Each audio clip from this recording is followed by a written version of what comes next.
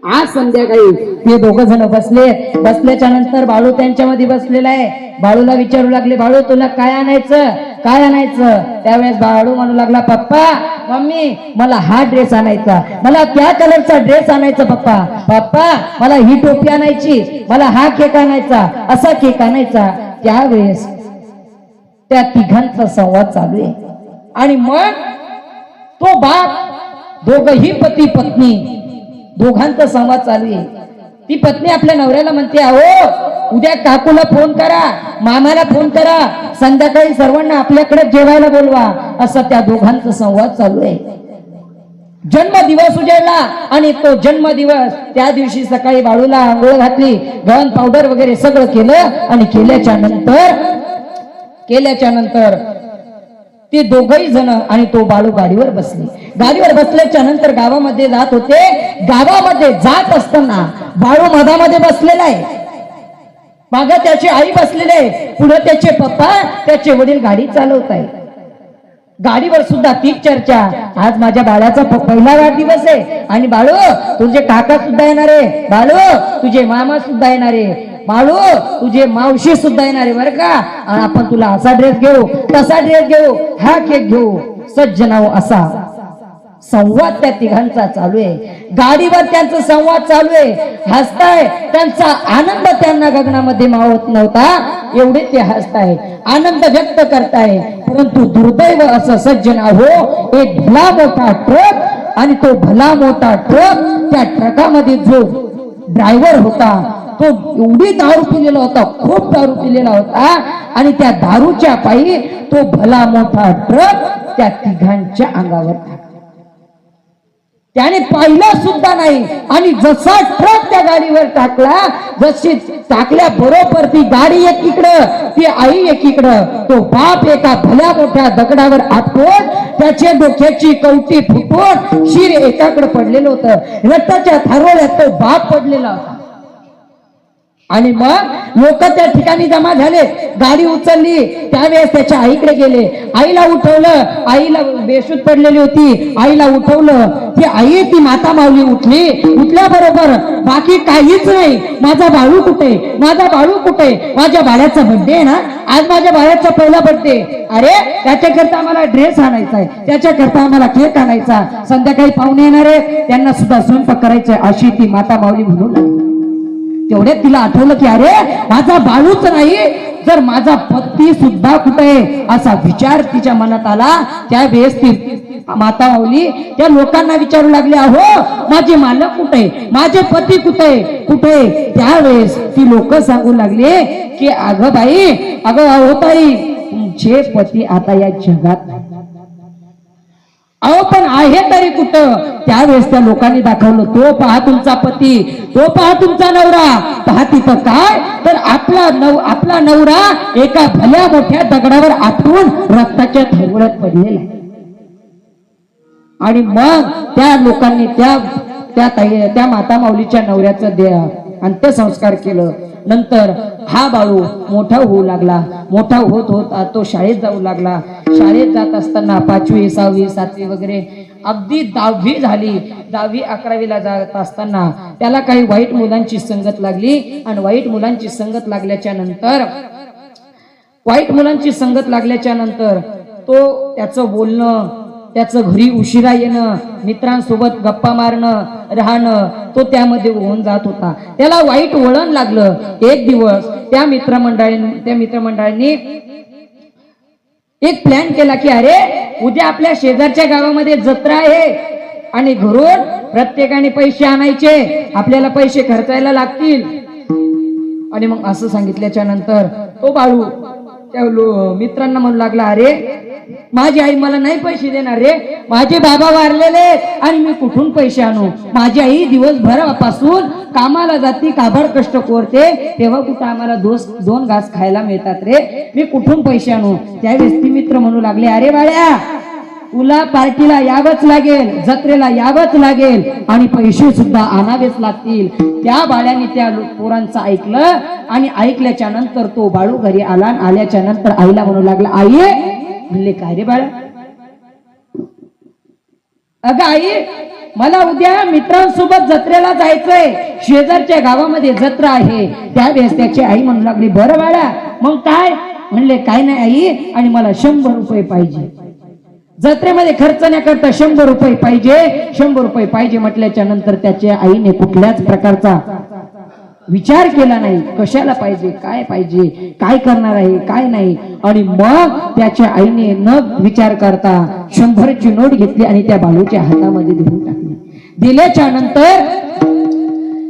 नंतर तो बाळू त्या मुलांसोबत दुसऱ्या दिवशी जत्रेमध्ये गेला. जत्रेत इकडे गेल्याच्या नंतर जत्रेत गेला आणि जत्रेत गेल्याच्या नंतर फिरू लागला. इकडे तिकडे फिरू लागला. परंतु त्याच्या मित्रमंडळींना थोडं दारूचं व्यसन असल्यामुळे ते संध्याकाळ होऊ लागली.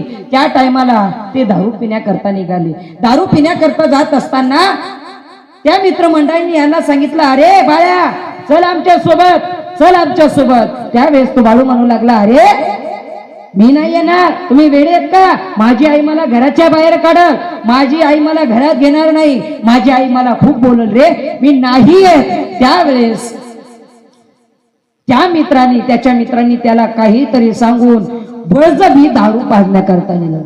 आणि मग त्याला ती बळजबरी दारू पाजली.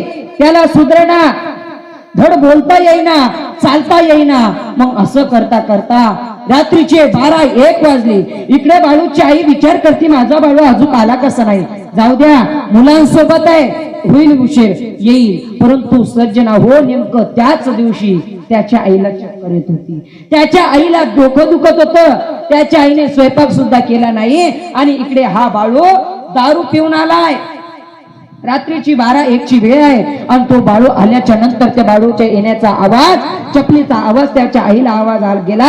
आणि त्याची आई उठून बसली. अरे माझा बाळू आलाय, माझा बाळू आलाय म्हणून दरवाजा उघडणार. आणि उघडल्याबरोबर पाहती तर काय, तर बाळू झुलत येतोय. आणि माझा बाळू दारू पिलाय, कसं काय? त्याच्या आईने तसंच ते मनात ठेवलं. जाऊ द्या, पाजली असेल माझ्या मुलाला एखाद्या मित्राने, जाऊ द्या, आज चुकून त्याच्याकडून चूक झाली असेल, उद्या नाही पिणार माझा बाळू. परंतु सज्जना हो, असं करता करता त्याची आई त्याला काहीच बोलली नाही. दुसऱ्या दिवशी सुद्धा त्याच्या मित्रांसोबत गेला. शाळेतूनच येताना त्याला पुन्हा त्याच्या मित्रांनी दारू पाजली. आणि पाजल्याच्या नंतर तो पुन्हा संध्याकाळी उशिरा आला. 1-2 वाजता तो घरी आला. आणि आल्याच्या नंतर पुन्हा त्याची आई पाहती तर काय, माझा बाळू दारू पिलाय, माझा बाळू झुलत येतोय, आज सुद्धा याने दारू पिली. त्याची आई पुन्हा आतमध्ये गेली, अंगावरती पांघरून घेतला आणि झोपून राहिली. तो बाळू घरामध्ये आला, दरवाजावर लाथ मारली, दरवाजा उघडला आणि घरात आल्याच्या नंतर खाण्याकरता पाहू लागला. चपाती आहे का, भाजी आहे का? पाहतो तर काय, चपाती सुद्धा नाही, भाजी सुद्धा नाही, साधी चटणी सुद्धा नाही. त्यावेळेस तो ओरडून आपल्या रागीट स्वभावानं तो आपल्या आईला म्हणू लागला, हे म्हातारे. साधी आई सुद्धा म्हणला नाही, हे म्हातारे मला भूक लागली, मला जेवायला दे. त्यावेळेस त्याची आई उठली आणि त्याला म्हणू लागली, हे बाळू माझं अंग दुखतंय रे, मला चक्कर आल्यासारखं होतंय. आणि आज ना मी कामाला सुद्धा गेले नाही आणि पैसे सुद्धा मिळाले नाही, त्याच्यामुळे आज आपल्या घरामध्ये स्वयंपाक सुद्धा झाला नाही रे. त्यावेळेस तो बाळू हट्ट करू लागला, नाही मला आत्ताच जेवायला पाहिजे. त्याची आई म्हणू लागली, अरे बाळू नाही रे माझ्याकडे जेवायला, मी नाही तुला जेवण देऊ शकत, मी सुद्धा जेवले नाही रे. त्यावेळेस त्या बाळूने मागचा पुढचा काहीही विचार न करता, सज्जना हो, त्या चक्कर येत होती त्या आईला, त्या आईच्या तशीच कमरेत लाथ मारली. आणि लाथ मारल्याच्या नंतर त्याची आई रडू लागली, एका बाजूला जाऊन पडली, रडू लागली. त्या रडण्याचा आवाज शेजारच्या लोकांना गेला. शेजारची लोक काड्या घेऊन आले आणि त्याला बाहेर काढलं. त्याला मारू लागली आणि मारत असताना मारू लागली, पाठीत मारलं, डोक्याला मारलं. त्या एका जणांनी तो बांबू डोक्याला मारला. जसा डोक्याला मारला तसं डोकं फुटलं.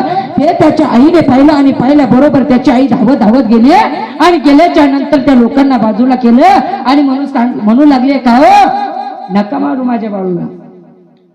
माझ्या बाळूला, अहो तो दारू पितो, माझ्या पैशाची पितो, तो माझा मुलगा आहे, नका मारू माझ्या बाळूला. असं म्हटल्याच्या नंतर तो दिवस सुद्धा उलटला गेला. आणि मग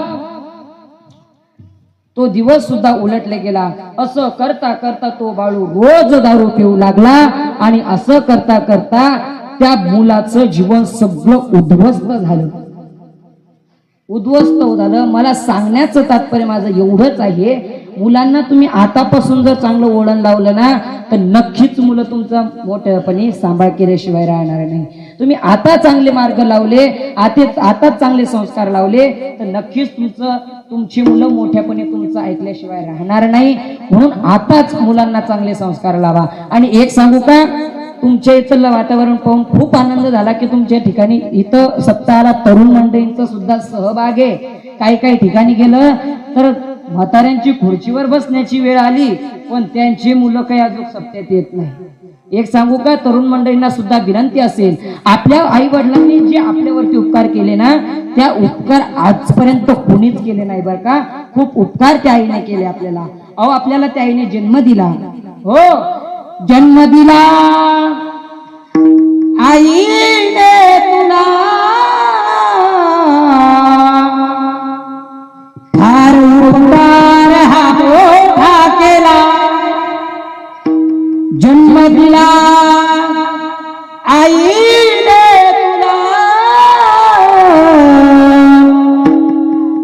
फार उपकार हा मोठा केला.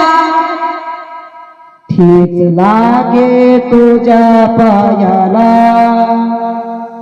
अश्रू येई तिच्या डोळ्याला. ठेच लागे तुझ्या पायाला, अश्रू येई तिच्या डोळ्याला. जन्म दिला आईने तुला, फार उपकार हा मोठा केला. ज्ञानेश्वर माऊली महाराज